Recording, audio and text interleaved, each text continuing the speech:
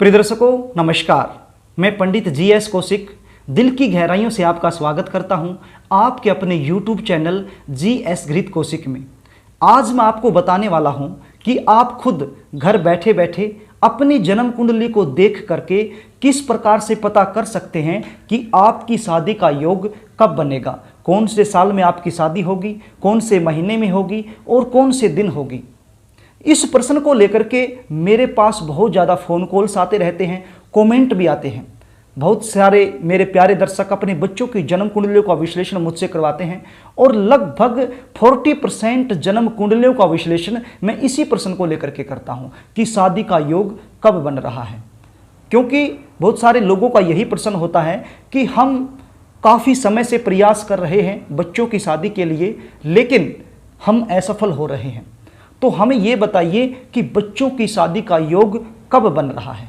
तो बहुत सारे ऐसे दर्शक होते हैं जो हमारी फीस पे कर देते हैं और वो जान जाते हैं, लेकिन कुछ ऐसे भी होते हैं जो फ्री में जानना चाहते हैं। वो हमारी फीस पे करने में सक्षम नहीं हैं, आर्थिक रूप से कमज़ोर हैं। तो मैंने सोचा जो लोग फ्री में जानना चाहते हैं तो उनके लिए एक ऐसा कार्यक्रम बना दिया जाए जिसके माध्यम से वो भी जान पाए कि शादी का योग कब बन रहा है। तो प्रिय दर्शकों, यदि आप फ्री में ही जानना चाहते हैं कि शादी कब होगी, किस दिन होगी, तो आज इस वीडियो में मेरे साथ अंत तक बने रहें, क्योंकि आज मैं कुछ ऐसे सूत्र आपको बताने वाला हूं बड़े ही आसान तरीके से। यदि आप इनको समझ लेते हैं तो फिर आप जान पाएंगे कि आपकी शादी कब होगी। कार्यक्रम को आगे लेकर के चलूं, इससे पहले आपसे निवेदन करना चाहूंगा, यदि आप चैनल पर नए हैं या फिर अभी तक आपने चैनल को सब्सक्राइब नहीं किया है तो चैनल को सब्सक्राइब कर लें, बेल आइकन को भी प्रेस कर लें, ताकि हमारी आने वाली जितनी भी ज्ञानवर्धक वीडियो हैं वो सबसे पहले आप देख सकें। तो प्रिय दर्शकों, ऋषि पाराशर जी ने वैदिक एस्ट्रोलॉजी में कुछ ऐसे सूत्र हमें दिए हैं जिसके माध्यम से हम ये अनुमान लगा सकते हैं कि हमारी शादी उस समय हो सकती है। तो आज आप अपनी जन्म कुंडली को खोल लीजिए और जो सूत्र आज मैं आपको बताने वाला हूं, ये सूत्र आप अपनी जन्म कुंडली में अप्लाई करके देखिए। यदि आपके पास जन्म कुंडली नहीं है तो भी चिंता करने की आवश्यकता नहीं है, उसका भी सॉल्यूशन मैं आज आपको जरूर दूंगा। तो प्रिय दर्शकों, ये सूत्र जानने से पहले हमें कुछ बातों का विशेष रूप से ध्यान रखना होता है। सबसे पहले तो हमें पता होना चाहिए कौन सी राशि का कौन सा अंक बनता है।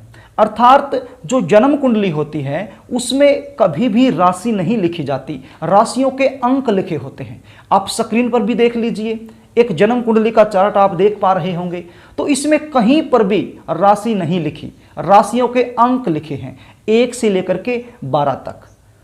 आपकी जो जन्म कुंडली है उसमें भी अंक ही लिखे होते हैं। तो हमें पता होना चाहिए यदि 1 नंबर लिखा है तो इसका मतलब कौन सी राशि है, यदि 10 नंबर है तो 10 नंबर का मतलब कौन सी राशि है। तो प्रिय दर्शकों, इसको जानने के लिए मैंने स्क्रीन पर भी एक टेबल बना रखी है, आप उसकी सहायता ले सकते हैं।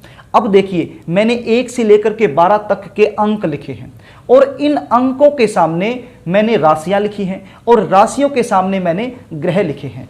तो जहां पर भी 1 नंबर लिखा है, 1 के सामने डैश लगा के मैंने लिखा है मेष और मेष के आगे डैश लगा के मैंने लिखा है मंगल। तो आप समझ जाइए, जन्म कुंडली में किसी भी भाव में जहां पर 1 नंबर लिखा हो, 1 अंक लिखा हो, तो उसका मतलब है मेष राशि और उसके स्वामी होते हैं मंगल देव। तो इसी प्रकार से मैंने 1 से लेकर 12 तक की गिनती लिखी है और इसके सामने राशियां लिख दी हैं। अब एग्जाम्पल के लिए मान लीजिए 10 नंबर लिखा है, किसी भी भाव में 10 नंबर लिखा हो तो उसका मतलब क्या होगा, आप टेबल में देख लीजिए, उसके सामने क्या लिखा मैंने, मकर लिखा है, तो मकर राशि है उधर। तो मकर के स्वामी कौन बनते हैं, शनिदेव बनते हैं। तो ये मतलब हुआ कि जिस भी भाव में 10 का अंक लिखा है तो उस भाव के स्वामी बनते हैं शनिदेव। तो इसी प्रकार से आप 12 के 12 भाव में कोई ना कोई तो राशि होगी और जो भी अंक हो, जो भी राशि हो, उसका कौन सा स्वामी बनता है, इस टेबल की सहायता से आप जान सकते हैं। तो प्रिय दर्शकों, आइए सूत्रों को जान लेते हैं। जन्म कुंडली का जो 7वां भाव होता है वहीं से विवाह का विचार किया जाता है। अब आप चार्ट में देख लीजिए, जहां पर 7 का अंक लिखा है वही जन्म कुंडली का सप्तम भाव है। आपकी जो जन्म कुंडली है उस जन्म कुंडली के सप्तम भाव में कोई भी अंक हो सकता है। जन्म कुंडली के किसी भी भाव में कोई भी अंक हो सकता है। बिल्कुल भी चिंता करने की आवश्यकता नहीं है। आपने केवल इतना जानना है कि कौन से भाव का स्वामी कौन सा ग्रह बनता है। और ये जान कैसे पाएंगे, मैंने आपके सामने टेबल दे रखी है, आप इस टेबल में देख लीजिए और आसानी से जान पाएंगे। तो आपने देखना है जो सप्तम भाव है और उसका जो स्वामी ग्रह बनता है। यदि जन्म कुंडली में इस सप्तम भाव के स्वामी की महादशा, अंतर्दशा और पंतंत्र दशा आ जाए तो यह समझो कि शादी का एक प्रबल योग बन रहा है। पहला पॉइंट। अब दूसरा पॉइंट सुनिए। जन्म कुंडली का जो पहला भाव है जहां पर 1 नंबर लिखा है, जो 5वां भाव है जहां पर 5 का अंक लिखा है और जो 9वां भाव है जहां पर 9 का अंक लिखा है, इन भाव के जो स्वामी ग्रह बनते हैं यदि उनकी महादशा आ जाए और सप्तम भाव की अंतर्दशा, पंतंत्र दशा आ जाए तो भी शादी का एक योग बनता है। या फिर सप्तम भाव की महादशा हो और पहले भाव, पंचम भाव और नवम भाव के जो स्वामी ग्रह बनते हैं उनकी अंतर्दशा या पंतंत्र दशा आ जाए तब भी शादी का एक प्रबल योग बनता है। प्रिय दर्शकों, अब सवाल यह उठता है कि ये महादशा, अंतर्दशा और पंतंत्र दशा हम कैसे ज्ञात करें। तो मैं आपको बताना चाहूंगा, जन्म कुंडली के जो अंतिम पेज होते हैं वहां पर साफ साफ लिखा होता है महादशा के बारे में, अंतर्दशा के बारे में, पंतंत्र दशा के बारे में। तो वहां से आप आसानी से पता कर सकते हैं कि वर्तमान में आप पर कौन से ग्रह की महादशा चली हुई है, अंतर्दशा चली हुई है या फिर पंतंत्र दशा चली हुई है। तो प्रिय दर्शकों, अगला पॉइंट यह है कि जन्म कुंडली में कोई भी ग्रह जो सप्तम भाव के साथ अपना संबंध बना रखा है, यदि उसकी भी महादशा, अंतर्दशा या पंतंत्र दशा आ जाए तो भी शादी का एक योग बनता है। इसको उदाहरण से आप समझ लीजिए। अब चार्ट में आप देखिए 7 का अंक लिखा है तो स्वामी कौन हुए, शुक्रदेव हुए। ये शुक्रदेव यदि चतुर्थ भाव में जाकर के बैठ जाए, जहां 4 का अंक लिखा है यहां जाकर के बैठ जाए और पहले से यहां पर देव गुरु बृहस्पति बैठे हुए हों तो फिर सप्तम भाव का जो स्वामी है उसके साथ देव गुरु बृहस्पति की युति बन गई, अर्थात सप्तम भाव के साथ संबंध बन गया। तो फिर देव गुरु बृहस्पति की जब जब भी महादशा, अंतर्दशा, पंतंत्र दशा आएगी तब भी शादी का एक योग बनता है। इस समय भी जातक की शादी हो सकती है। तो प्रिय दर्शकों, चाहे यह संबंध दृष्टि से बन जाए तब भी शादी का योग बनाता है। अब एक बड़ा ही प्रबल योग, इसको भी आप ध्यान से समझ लीजिए। जन्म कुंडली का जो लगन है, अर्थात जहां पर 1 नंबर लिखा है, जो पहला भाव है, वहां पर बैठ जाए, कौन बैठ जाए, सप्तम भाव का स्वामी।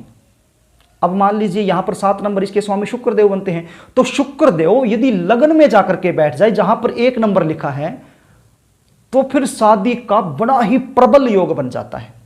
यह प्रबल योग क्यों बना, क्योंकि सप्तम भाव के स्वामी बनते हैं शुक्रदेव और शुक्रदेव लगन में जाकर के बैठ गए, अर्थात अपनी दृष्टि सप्तम भाव पर आ रही है और इसी की महादशा, अंतर्दशा आ जाए तो हुआ क्या, इसी ग्रह की तो महादशा, अंतर्दशा हो गई और यही ग्रह सप्तम भाव के स्वामी बनते हैं और अपनी दृष्टि से भी देख रहे हैं, तो इसलिए यह एक बन गया प्रबल योग। तो प्रिय दर्शकों, इस प्रकार से आप जान सकते हो अपनी जन्म कुंडली में इन सूत्रों की सहायता से कि आपकी शादी कब होने वाली है। बड़े ही आसान सूत्र हैं, इसको आप 1-2 बार देखोगे, समझोगे तो बिल्कुल आपके माइंड में बैठ जाएगा और आप कभी भी भूल ही नहीं पाओगे और आपको कहीं भी जन्म कुंडली विश्लेषण करवाने की आवश्यकता ही नहीं होगी, खुद ही घर बैठे बैठे पता कर पाओगे। अब बात आती है जिसके पास जन्म कुंडली नहीं है तो वो कैसे पता करें कि उनकी शादी कब होने वाली है। तो प्रिय दर्शकों, वो पता कर सकते हैं अपनी नाम राशि से। देखिए, नाम राशि से इतना स्टिक नहीं बैठता है, लेकिन फिर भी लगभग 60 से 70% सटीकता इसमें आ जाती है। वो कैसे देखना होगा, आपने अपनी नाम राशि देखनी है। मान लीजिए आपकी राशि है मीन आपकी कोई भी राशि हो सकती है। मैंने उदाहरण के लिए मीन राशि को लिया है।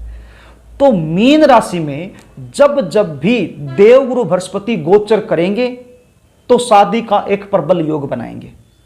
यदि शुक्र देव भी इस राशि में गोचर करेंगे तो भी शादी का एक प्रबल योग बनाएंगे। लेकिन शुक्र देव बहुत जल्द एक राशि से दूसरी राशि में चले जाते हैं, इसलिए बहुत ज्यादा प्रबल योग नहीं बनता है। लेकिन देव गुरु बृहस्पति पूरे एक साल के लिए एक राशि में आते हैं तो एक साल में विवाह का योग बनाते ही बनाते हैं। तो वर्तमान में जिसकी भी मीन राशि है तो वहां पर देव गुरु बृहस्पति चल रहे हैं और मीन राशि वालों की शादी के योग चले हुए हैं। कभी भी विवाह के लिए प्रस्ताव आ सकता है और मीन राशि वालों की शादी हो सकती है। दूसरा, मीन राशि में बैठ करके देवगुरु बृहस्पति अपनी पंचम दृष्टि कहां डालेंगे? कर्क राशि पर अपनी पंचम दृष्टि डालेंगे। तो कर्क राशि वालों की भी कहीं ना कहीं विवाह के योग बन रहे हैं इस साल में, क्योंकि देवगुरु बृहस्पति मीन में है और मीन में बैठ करके कर्क राशि पर अपनी दृष्टि डाल रहे हैं।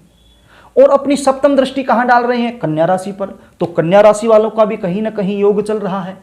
और अपनी जो नवम दृष्टि है वो डाल रहे हैं वृश्चिक राशि पर। तो वृश्चिक राशि वालों का भी कहीं ना कहीं शादी का योग बन रहा है। तो इस प्रकार से हम गोचर से भी पता कर सकते हैं कि हमारी शादी का योग बन रहा है या नहीं।